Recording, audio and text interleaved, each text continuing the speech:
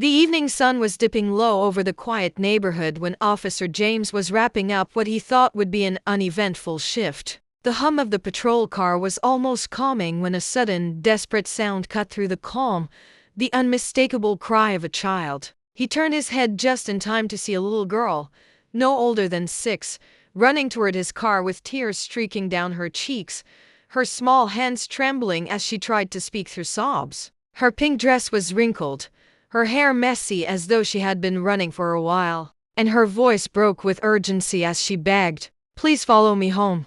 Something in her eyes, a mixture of fear, desperation, and hope, made him realize this wasn't just a child having a bad day. This was a cry for help, and every instinct in him told him he couldn't ignore it.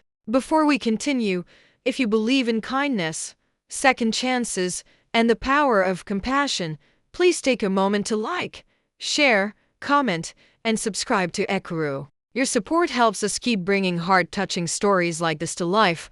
James didn't waste a second. He stepped out of the car, crouched down to her level, and reassured her that he was there to help. Her small hand tugged at his as she urged him to follow, her pace quick and filled with urgency. She didn't say much on the way, only glancing back occasionally to make sure he was keeping up. The path led through narrow suburban streets, each step deepening the tension inside him. The closer they got, the more he noticed subtle signs that something wasn't right. The houses here were older, some with paint peeling from the walls, and there was a heavy silence in the air, broken only by the hurried footsteps of the little girl. When they reached the house, his heart sank. It was small with an overgrown yard, the front door slightly ajar, and no signs of movement. The girl pointed toward the inside, her voice trembling as she whispered that her mommy was inside and wouldn't wake up.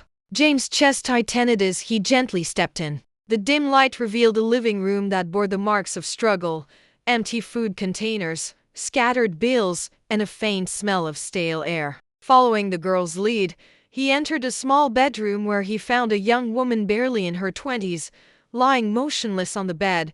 James quickly checked her pulse. She was alive, but weak, her breathing shallow. It didn't take long for him to realize she wasn't just sleeping. She was in serious need of medical help.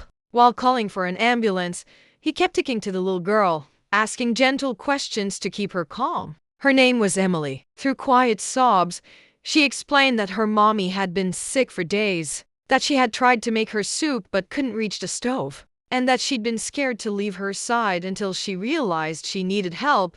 That's when she ran out and saw the police car. The paramedics arrived quickly and took the young woman to the hospital. Emily clung to James' uniform, refusing to let go as fear gripped her heart. James reassured her that he would stay by her side until her mother was safe. He drove Emily to the hospital, holding her small hand as they walked into the waiting area. The hours were long, the sterile smell of the hospital heavy in the air, but James never left. Eventually, a doctor came out with an update. Emily's mother, Sarah, had collapsed due to severe exhaustion, dehydration, and untreated pneumonia. She had been pushing herself too hard, working multiple jobs and skipping her own health to care for her daughter. As James listened, he couldn't shake the image of the small, cluttered home and the stack of unpaid bills. It was clear that Sarah had been struggling quietly for a long time, too proud or too afraid to ask for help. Emily sat quietly, hugging her knees, glancing up at every passing nurse as if hoping one of them would bring news of her mother. James crouched down beside her, promising he would make sure everything would be okay. Over the next few days, while Sarah recovered, James visited often. Emily started to smile more, finding comfort in his presence. He learned how Sarah had been abandoned by Emily's father. Left to raise her daughter alone with no family nearby, she had been taking on cleaning jobs, working late into the night, all while hiding her struggles from everyone. James realized that without intervention, their life would slip right back into hardship the moment Sarah was discharged. Quietly, James reached out to local charities, community members, and even some of his fellow officers. Within days, donations of food, clothing, and funds began to pour in. When Sarah was finally well enough to leave the hospital, she returned to find her home cleaned, stocked with fresh groceries, and repairs underway. Tears streamed down her face as she realized she wasn't alone anymore. Emily's smile that day was brighter than James had ever seen.